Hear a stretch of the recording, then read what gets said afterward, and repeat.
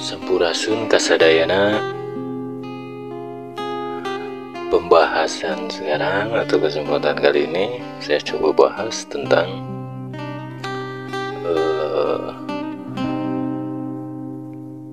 ilmu pasrah bagian kedua. Kita akan coba membahas tentang ilmu pasrah ini yang bagian kedua agar lebih dalam lagi menerapkan kehidupan dengan rasa pasrah. Dan ada sedikit pesan nanti di dalam konten ini, yaitu tentang Satria Piningit Settinga. Ditonton saja sampai selesai agar bisa memahami isi kontennya.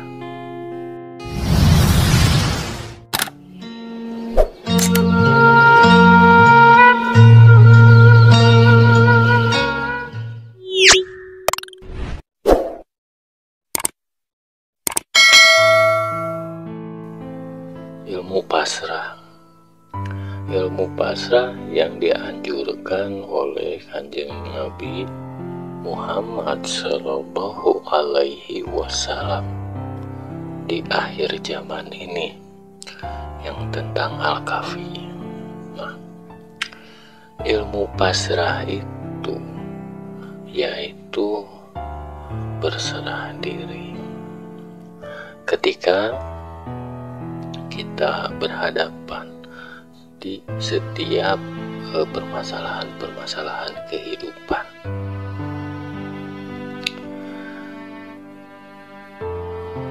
Saya pelajari juga ayat-ayat yang lain. Saya ambil contoh ayat yang menceritakan tentang Nabi Yunus. Itu ya.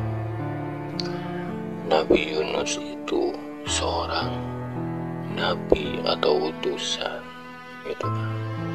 Tapi setiap manusia selalu memiliki kekurangan, dan selalu ibaratnya manusia itu tidak sabar. Itu saya lihat dari ayat tersebut. Saya melihat Nabi Yunus itu masih memiliki ibaratnya belum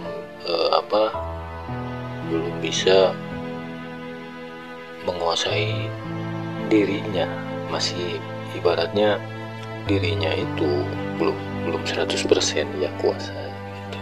Tapi bisa jadi seorang nabi. Nah, dari gambaran itu kita akan tahu nih bahwa sekelas nabi saja kita bisa tahu masih ada kekurangan, apalagi kita manusia biasa. Nah, pentingnya ilmu pasrah, kita harus belajar merelakan segalanya. Ilmu pasrah ini yaitu tentang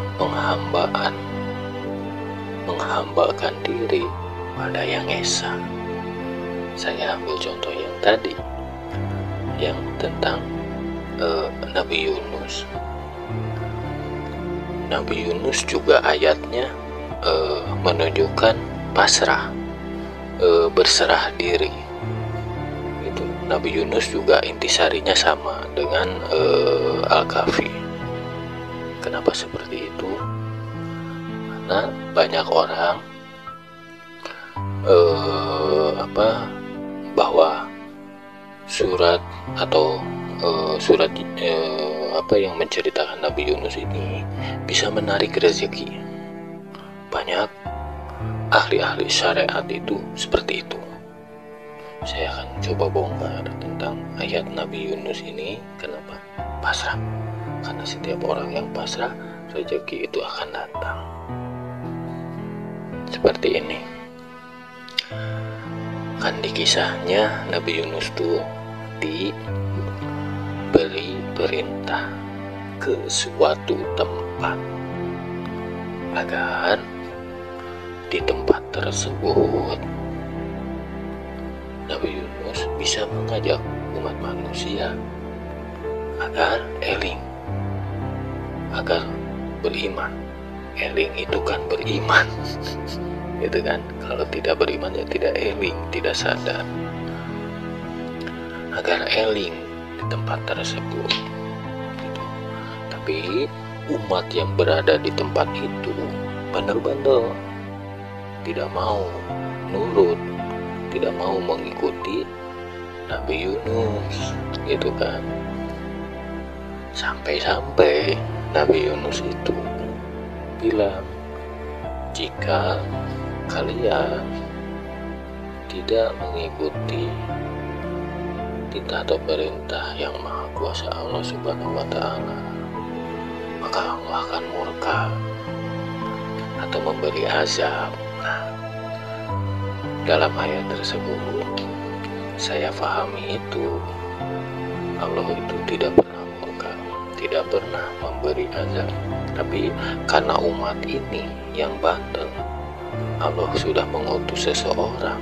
Karena setiap peringatan Allah pasti melalui makhluknya, itu kan, karena makhluknya itu bagian dari Allah, gitu kan. Nah, saking bandelnya umat tersebut, sampai-sampai Nabi Yunus tuh tidak sabar menghadapi umat ini. Akhirnya beliau pergi dengan berlayar gitu kan, berlayar. Dan di perjalanan pelayaran itu, karena beliau ibaratnya mangkir dari tugasnya yang ditugaskan, harus bikin manusia yang di daerah itu sadar. Beliaunya tidak sabar, Nabi Yunus ini mangkir dari tugasnya dan pergi. Nah, ketika seorang utusan itu mangkir dari tugasnya, Allah memberikan peringatan pada Nabi Yunus gitu. Di perjalanan atau pelayaran tersebut, perahunya itu oleng karena beban yang dibawanya ini terlalu banyak gitu. Saking karena Allah ingin tujuan memperingati atau memberikan ibaratnya pelajaran pada Nabi Yunus, mau udah barang-barang itu dibuang tetap masih oleng. Akhirnya mereka yang ada di perahu ini mengundi dengan undian, siapa yang terpilih mau tidak mau harus keluar dari kapal itu. Itu diundi, terpilih Nabi Yunus harus keluar dari kapal itu. Dan orang-orang yang di kapal itu tidak mau, karena tahu beliau itu seorang nabi. Akhirnya diundi lagi, yang terpilih tetap Nabi Yunus. Sampai 3 kali undian, beliau yang terpilih harus meninggalkan kapal tersebut. Akhirnya mau tidak mau beliau keluar dari kapal itu. Nah, dari keluar kapal itu, akhirnya yang diceritakan beliau dimakan ikan, itu kan. Nah, akhirnya beliau itu dimakan ikan dan masih belum meninggal ketika dimakan ikan itu.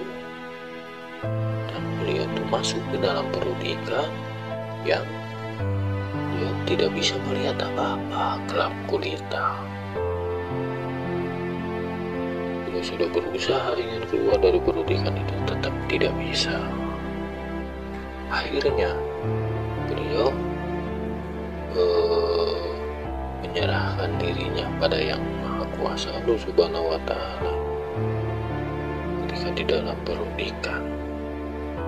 Dengan rasa ikhlas, dengan rasa pasrahnya itu, Allah menyelamatkan Nabi Yunus. Karena ikan tersebut kalau bahasa Indonesia, bahasa Sunda tuh bersihin ya.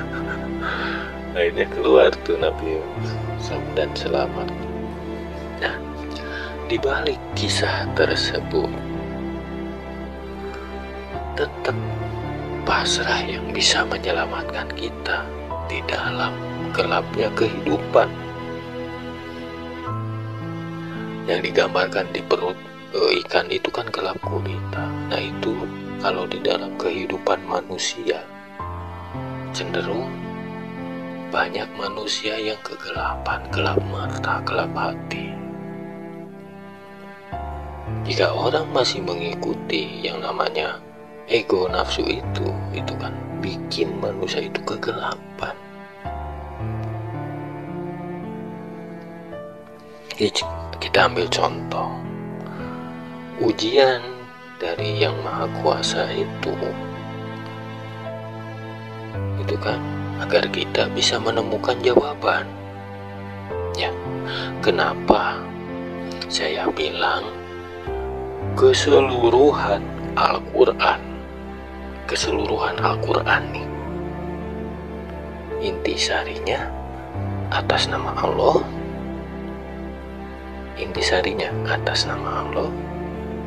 ikhlas, pasrah, ridho. Hanya itu intisari keseluruhan Quran.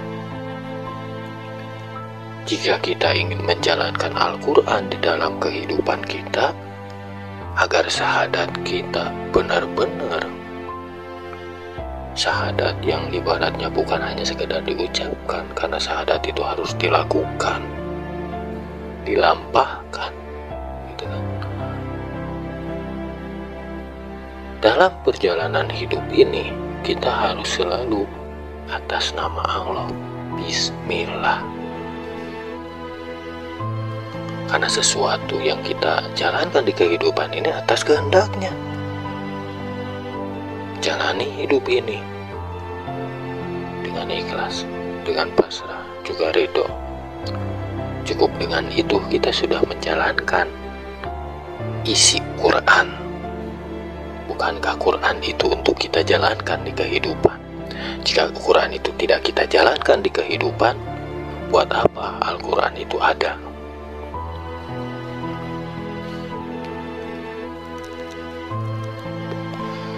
Bukankah pasrah ini salah satu dari intisari Al-Quran? Al-Fatihah itu induk Quran, intisarinya ikhlas, pasrah, ridho. Dan keseluruhan isi Quran itu ikhlas, pasrah, ridho.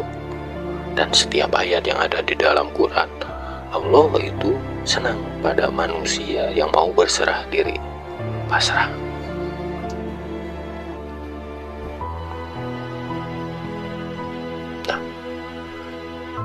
Itu gambaran Nabi Yunus ketika pasrah bisa terbebas. Dan apalagi pesan dari ayat yang menceritakan Nabi Yunus, yaitu seseorang utusan atau seorang yang terpilih. Berarti mau sekelas Nabi saja masih bisa tidak sabar, gitu kan? Nah, apalagi kita manusia. Nah, itu ajaran tentang penghambaan diri yang saya bilang dalam filsafat Pajajaran. Filsafat Pajajaran itu untuk menghambakan diri, gitu. Kenapa dalam filsafat Pajajaran itu menghambakan diri?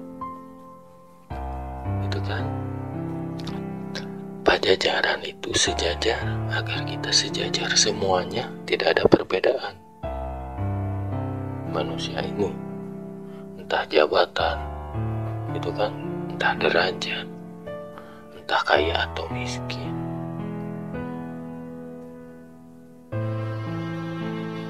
Kan gitu. Kenapa yang terkenal dalam Islam itu nabinya ada 25, Kan banyak. 25 itu memiliki arti kehidupan. 2 itu adalah yang disebut hitam putih atau mandala putra mandala putri ilmunya. 5 itu adalah kalau dalam Jawa ini layang kalimat sada. Kalau dalam Islam rukun Islam. Kalau dalam negara atau Nusantara ini Pancasila.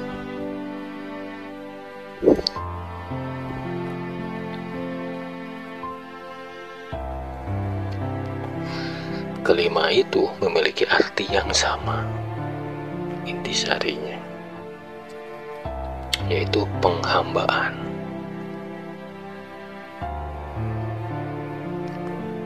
Agar kita bisa menghambakan diri, kita harus tahu yang 2. Apa 2 itu? Yaitu mandala putra mandala putri, ilmu keseimbangan. Karena dalam Quran atau dalam Al-Fatihah itu ada yang namanya Shirathul Mustaqim, perjalanan atau jalan yang lurus. Terus digambarkan tentang rambut yang dibelah 7. Kita bisa bayangkan, seandainya kita berjalan di rambut yang dibelah 7, tipisnya tuh seperti apa? Itu kan siloka. Berarti orang yang berjalan di situ akan kesulitan menjaga keseimbangan. Artinya rambut yang dibelah 7 itu, jalan yang benar itu sempit, kecil peluangnya. Tapi kalau orang yang bisa mempelajari ilmu keseimbangan, mandala putra mandala putri atau yang digambarkan dalam sosok Eyang Semar, hitam putih, itu kan seperti tua tapi muda, seperti anak-anak tapi dewasa, seperti wanita tapi pria. Itu mandala putra mandala putri yang angka 2 dalam 25 nabi. Angka 2 ini mandala putra mandala putri, ilmu keseimbangan ketika kita harus berjalan di Shirathul Mustaqim ini, di dunia ini yang sedang kita jalani sekarang.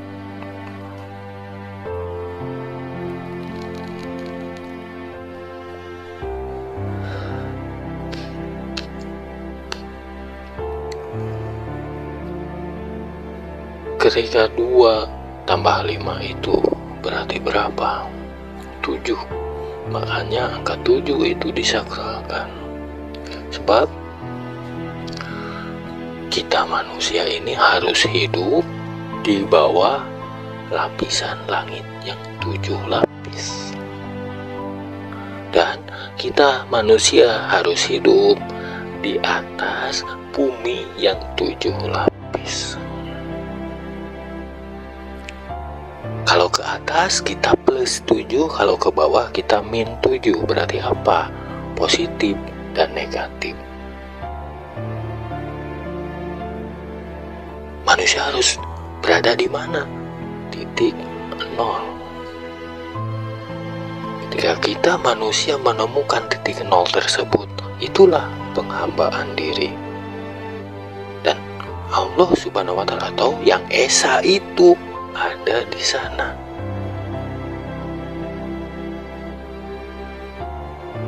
Kekosongan titik 0 atau subung di sana.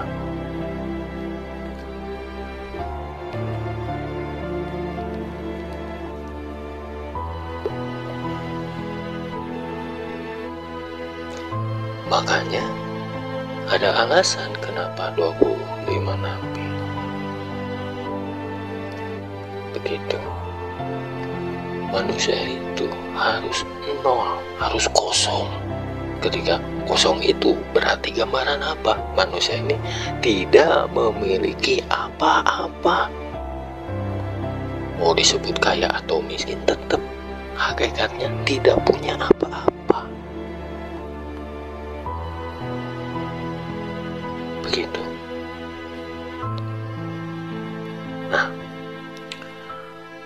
itulah yang namanya penghambaan, ilmu pasrah. Tujuan Quran itu agar manusia bisa menjadi atau memiliki rasa kosong, rasa yang tidak punya apa-apa, agar bisa mengendalikan dirinya. Kenapa dalam cerita ketika kita mencari Eyang Semar itu harus ibaratnya berangkat tapi diam gitu.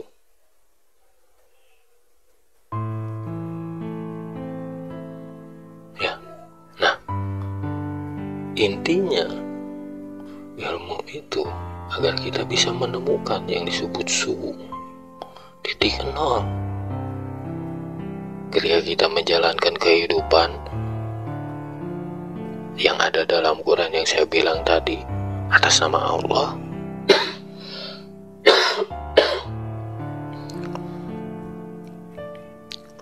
terus dengan ikhlas, pasrah, dan ridho, akhirnya tujuan kita apa? Titik nol. Bukankah dalam syahadat yang saya bilang kita harus mengalaminya? Sebab dalam syahadat itu apa? Muhammad Rasulullah, Rasul itu cahaya, Muhammad itu nur, nur Muhammad, nur itu adalah juga cahaya. Ketika kita ingin menemukan cahaya di dalam perjalanan kehidupan kita, itu kan hanya titik nol yang bisa memperlihatkan cahaya tersebut. Makanya syahadat itu, Muhammad Rasulullah itu intisarinya pengalaman hidup. Pengalaman hidup kita dalam perjalanan hidup yang nyata ini. Ketika kita mampu menyadari diri kita tidak punya apa-apa, dan kita akan bertemu la ilaha illallah, tiada Tuhan selain Allah. Karena yang dibilang Tuhan itu berada di kekosongan dalam diri manusia. Seperti itu.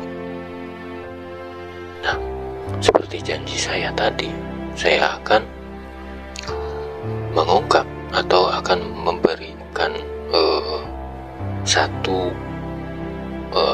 rasa di kemudian hari di Nusantara ini akan Satria Piningin settingan gitu. Begini, mungkin ada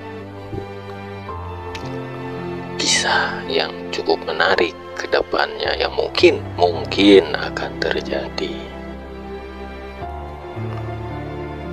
Pemimpin kita atau presiden,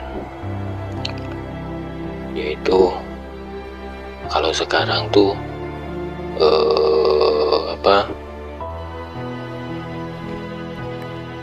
kayaknya Bapak Prabowo dan Kaisang.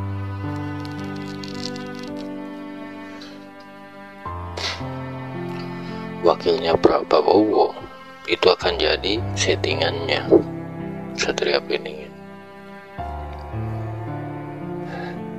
Atau seperti yang pernah terjadi di Nusantara ini, sesuatu terjadi, akhirnya Bapak B.J. Habibie yang menggantikan presiden dan menjadi presiden. Seperti itu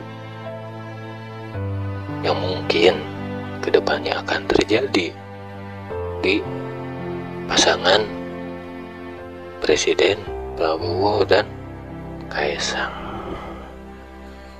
Sekian pembahasan kali ini. Wassalamualaikum warahmatullahi wabarakatuh.